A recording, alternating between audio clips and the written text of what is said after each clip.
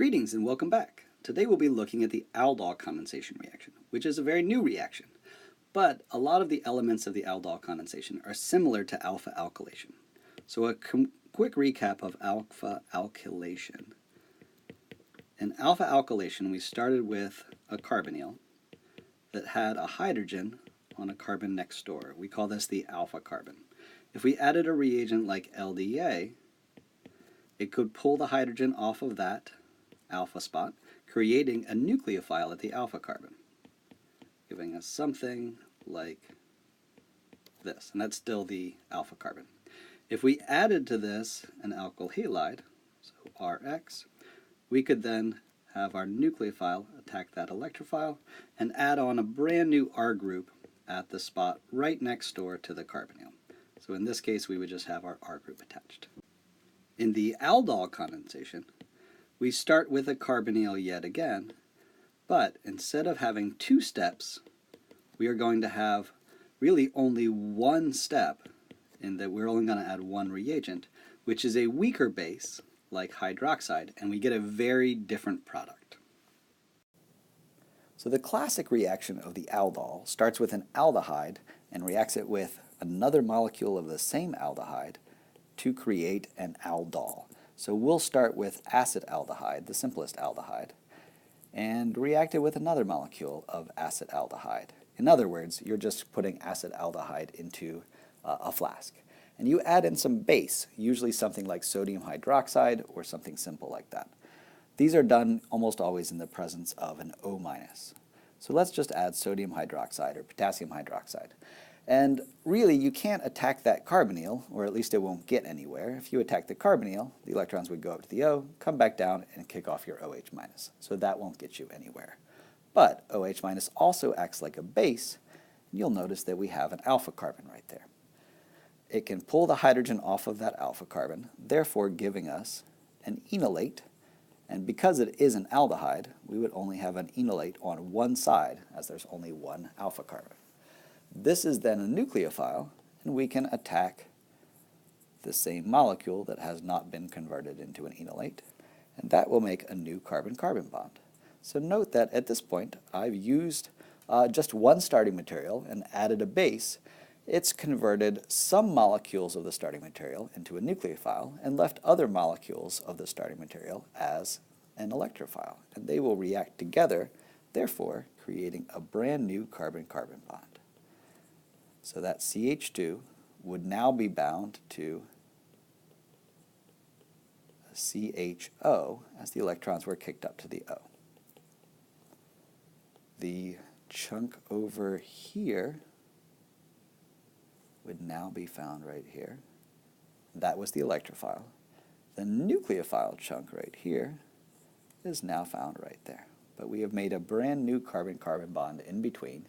And in the presence of water, notice that you can't just have solid potassium hydroxide, you'd have to have that in water. We would protonate the O-, giving us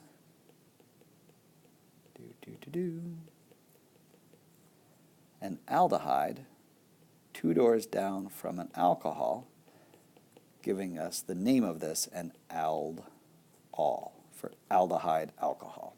This is also sometimes referred to as a beta hydroxy carbonyl,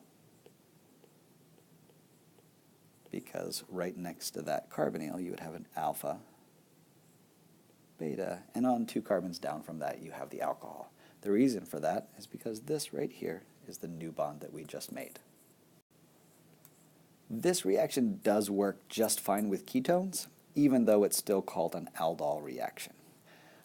The ketones will do the same thing. You would want to be careful because if you had a ketone with 2 different alpha carbons, it could give you a multitude of different products. However, historically and continued to today, we still refer to this as the aldol reaction, even though it's not always an aldehyde. This, however, is not the condensation part. The condensation part occurs afterwards.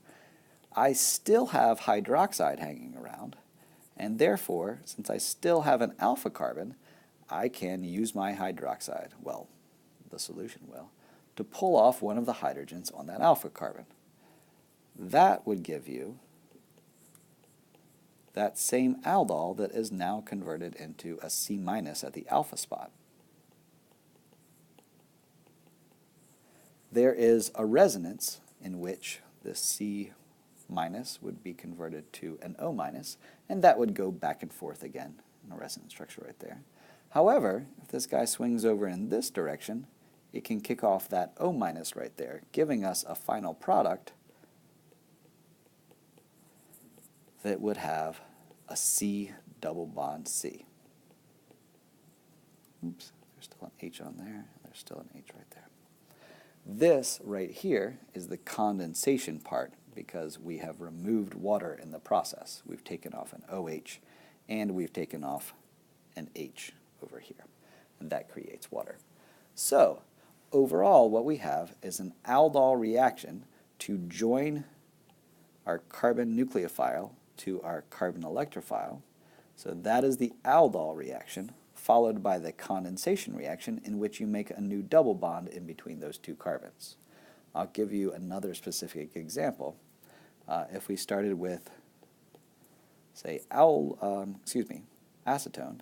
and added TBUOK, we could pull a hydrogen off of that alpha spot, thereby making this guy, which could react with our aldehyde,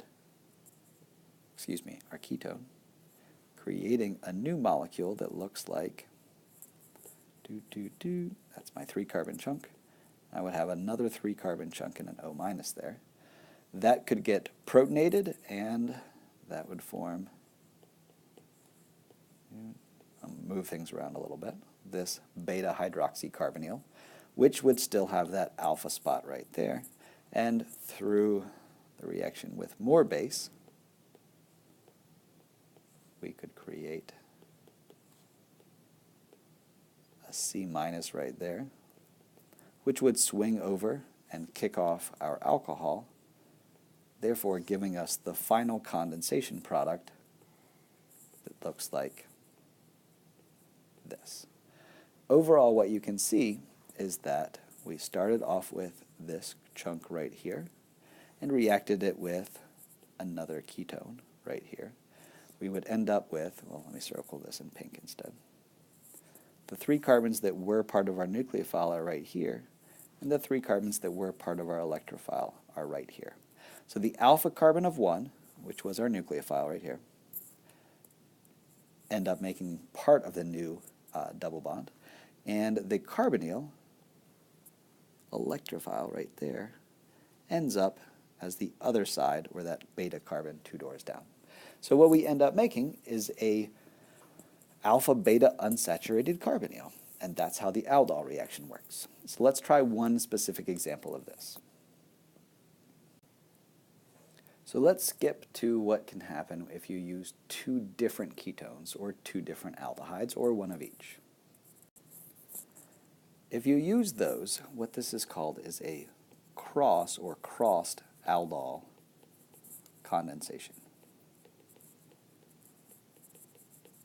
If you're not careful, what can happen, so let's say that if I use this ketone with this ketone, and I just add some base, well, you'll notice that I'm going to have a lot of different possibilities. That's an alpha carbon, that's an alpha carbon, that's an alpha carbon, and that's an alpha carbon. So you can end up creating 3 different nucleophiles, since these guys are right here identical, and you'll have 2 different electrophiles, so you can end up with a whole heap of different products. So when we do a cross-aldol condensation, usually what we'll do is add one molecule that has no alpha hydrogens that you can pull off, like this one. This guy has carbonyl right here, but there is no alpha carbon over here, and there is an alpha carbon right here, but it doesn't have any hydrogens. So this would have to be the electrophile. I could react that with, let's say, this molecule right here, which only has 1 alpha spot. And if I put those 2 together in the presence of base, I wouldn't have competing reactions. I would only have one side that can react like the nucleophile and one side that can react like the electrophile, and therefore I would only end up with one product. So, without going through all the details of this, and note, if you want to ask about the details, you absolutely can, we would turn this alpha, or enolizable, it can turn into an enolate, this guy into a C minus, and the benzaldehyde over here would be my electrophile. So in the aldol condensation, you end up making a brand new carbon-carbon double bond between the carbon that was the nucleophile at the alpha spot and the carbon that was the electrophile right here. And therefore, the product of this would have a brand new double bond right here to that carbon that is right next to the benzene ring. So this would be an example of a crossed aldol condensation where you use two different carbonyl-containing compounds. Let's try one example of that. And thank you very much. Bring any questions you have to class.